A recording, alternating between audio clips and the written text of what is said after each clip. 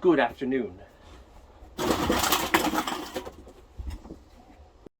Hi there, I'm Mex, and this is going to be a little more slapdash than your usual for a YouTube video.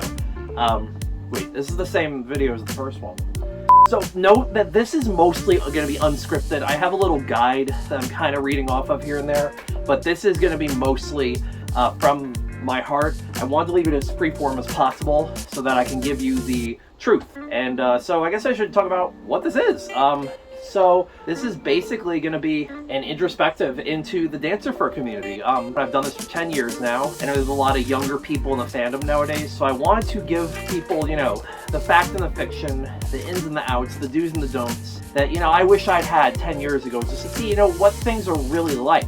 There's a lot of hearsay, and a lot of people know things and know people who know people, but sometimes people just don't understand what it really is like to do this. I've auditioned for a total now of 17 or 18, so this is a perspective of a person who's done this for a long time, is not the biggest platform of influence, and you know, has been in it for this long. I will be holding mostly no punches on this either. I want to be as honest as possible. I've gotten permission from a few people to tell honest stories about things, so this will be pretty interesting to say the least. So I hope you stick around.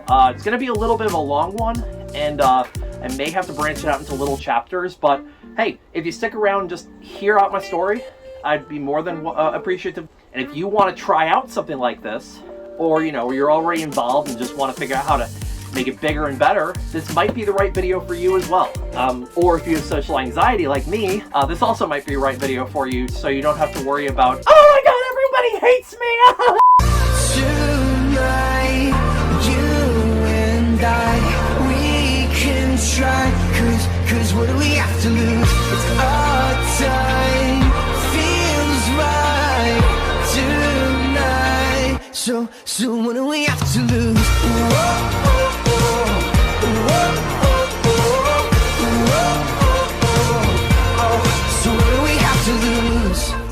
I have been a fursuit dancer since 2012, so a little bit about my dance background, like how I started in dance. So let's go back a little bit. I was never really involved in any drama or stage performances as a kid. Most I'd ever done is maybe like stage hand during a play, because I got really bad stage fright, and I didn't want to be in the spotlight as a kid. So I had really bad anxiety growing up with that. I didn't want to be seen. I didn't want anybody to know who I was. As I got towards adulthood, and you know, this is in 2009, I was, you know, talking with some friends online in the furry fandom, because I found the furry fandom. And back in the day, you would use instant messengers like AIM, or for me it was MSN Live and Yahoo Messenger. And of course, when Skype came about, you used Skype. It became kind of the standard for communication within the fandom until Telegram kind of replaced it. Around 2009, this thing in the furry fandom was starting to happen called the dance competition. And I didn't really know much about it because I'd never been to a con at that point, but I knew about it. And I knew of its existence because one of my friends online told me about it, and we watched the AntherCon 2009 dance competition on a YouTube video, a rerun. I do not remember exactly when we watched it, but I remember thinking afterwards, you know, what if we did something like this, you and me? And he was also bringing it up, like, you know, we could do something like, because we were obsessed with the movie Roadside Romeo, so we were thinking about doing like a little dance cover of the choreography from Cool Cool, from that movie. If anybody has seen that movie, you'll know what I'm talking about. If you've not seen that movie, go watch that scene real quick, and that's exactly what I'm talking about. So I would watch, like, you know, America's Best Dance Crew and stuff, and I would think of like, man, that would be cool to actually learn some of this stuff. And I was, you know, really inspired by people like Saltare, Breakskate, Poriotics, I Am Me, especially Poriotics for me, and Fanny Pack. So I tried this little idea. I see all these videos of people just doing these crazy dances online.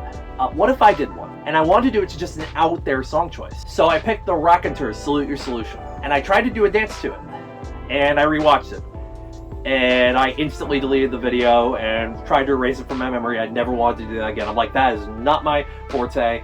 I am not ready for that. I cannot do that. But I did have a little choreography clicking around in my head, like a little idea of something I could do at least. So, you know, that was there, and the seed was planted. So MFF 2011, I couldn't watch it because my grandmother was visiting, and I showed her around the convention, and it was still fun, but I did miss the dance competition. But I watched the AntherCon 2012 Fursuit Dance Competition live, and I watched from the back of the room with a little camcorder, and I had a little tripod with me, and I was recording the dances, and I was blown away. I was amazed by the magic occurring in front of me, and I'm somebody who chases that feeling of, I want that fire in me. I want that passion. I love that feeling. There was one particular performance that really blew my mind, and that was Atsu Fox. Some of his combos, some of his concepts, and it was like those illusion concepts that reminded me a little bit of Poriotics in a way, and a little bit of what I saw on ABDC. And it was like, that we could do that. I can do that. I left that room with that exact mindset. I can do that. When I left that convention, still in my head.